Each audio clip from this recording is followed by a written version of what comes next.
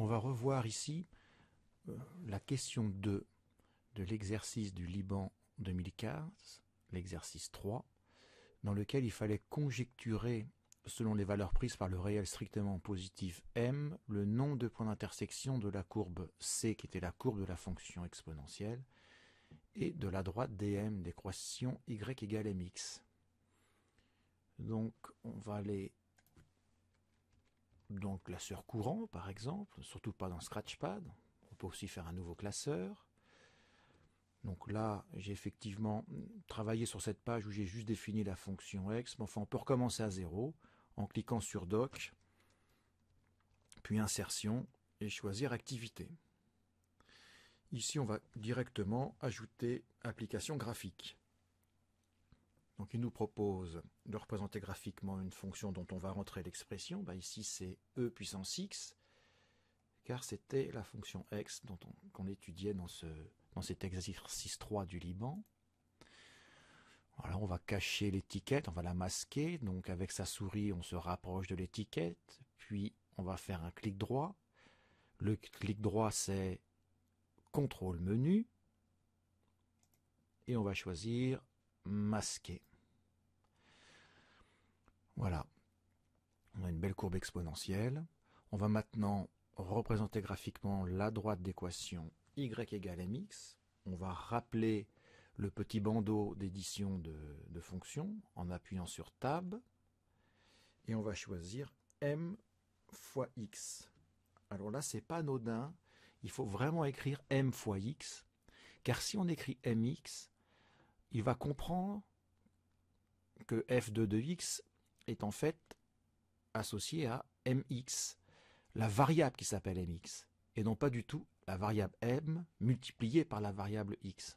En calcul formel, il n'est pas du tout de bonne loi de ne pas préciser le symbole multiplié. Donc ici, bien mettre m fois x. Alors bien sûr, il ne connaît pas m, donc il y a un problème. Si vous avez une vieille version de l'OS, il dira rien, mais il fera rien. C'est-à-dire que vous n'aurez rien de tracé à l'écran vu qu'il ne connaît pas m.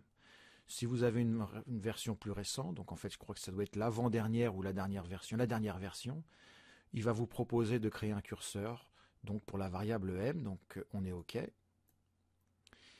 Alors le curseur, je vais m'approcher du curseur, donc ma main est prête à le prendre, je reste cliquer une seconde au centre du pad, je relâche et je peux caresser délicatement le pad pour remonter mon curseur, voilà, pour qu'il soit à un endroit quand même assez agréable de l'écran. Je relâche et j'appuie sur Échappe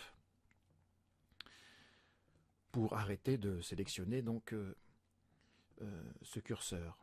On va maintenant modifier aussi les valeurs du curseur, parce que là il me propose moins 5,5 et je suis à peu près sûr que le pas par défaut c'est 1. Ça ne nous intéresse pas du tout ici, puisque dans l'exercice, m était un réel positif strict. Donc on va aller au voisinage du pad. Donc là vous avez le doigt levé. On fait un clic droit. C'est toujours contrôle menu. Et on va modifier les réglages de ce curseur. Donc la variable, ça ne change pas, c'est m. J'appuie sur tabulation pour passer d'un champ à l'autre. La valeur 1, donc c'est la valeur courante, ou la valeur initiale quelque part, on peut la laisser, c'est pas très grave. Le minimum, on va prendre 0,1.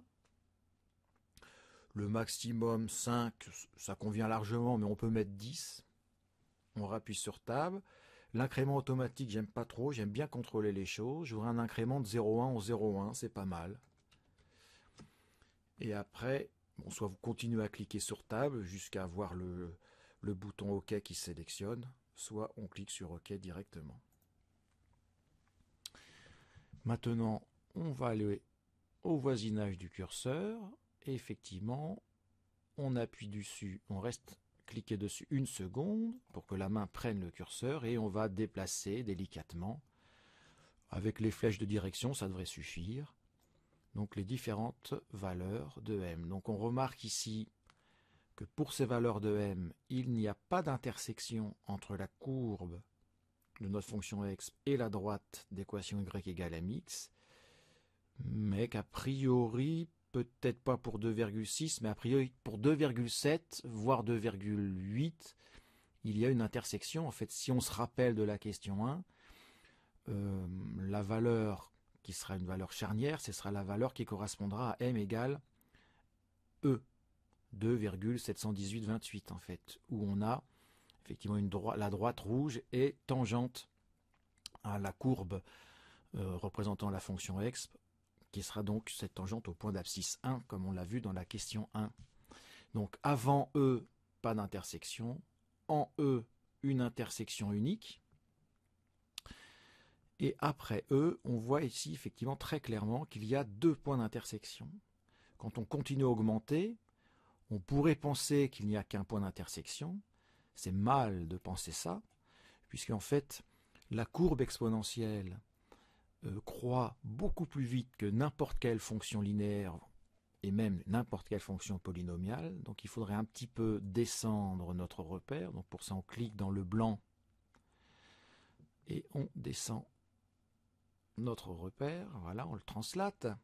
Et nous voyons un deuxième point d'intersection qui apparaît. Alors c'est vrai que plus les valeurs de m augmentent, effectivement, plus il va falloir la chercher un petit peu plus loin. On va prendre 10 pour m.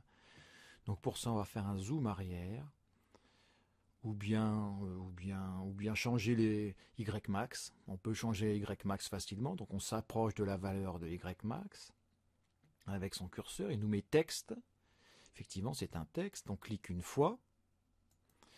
Il est sélectionné. On reclique une deuxième fois au centre du pad et on va modifier la valeur. On va mettre 50. Voilà. Et on voit effectivement que pour cette valeur-là, on la voit bien, le deuxième point d'intersection. Donc en résumé de cette conjecture, pour les valeurs de m positif strict mais inférieur strict à E, il n'y aura aucune intersection entre notre courbe bleue et la droite rouge. Pour m égale E, il y a un unique point d'intersection. Et la droite rouge correspondra à la tangente, à la fonction exp au point d'abscisse 1 comme on a vu dans la question 1. Et pour m supérieur strict à E, il y aura deux points d'intersection. Et c'est ce qu'on va démontrer dans la question 3. Voilà pour donc cette petite animation avec le curseur qui est sympathique. Alors on peut aussi faire un clic droit sur le curseur et puis cliquer sur animer. Voilà, ça nous donne cette petite animation de la droite qui va basculer en commençant par la première valeur de m qui était 0,1, puis elle va passer par 2,678, donc on voit là qu'il y avait probablement un point d'intersection, mais là on le sait puisqu'on l'a démontré dans la question 1, puis là il y a deux points d'intersection. Voilà pour cette petite animation avec le curseur, il ne reste plus qu'à démontrer à la main donc cette conjecture.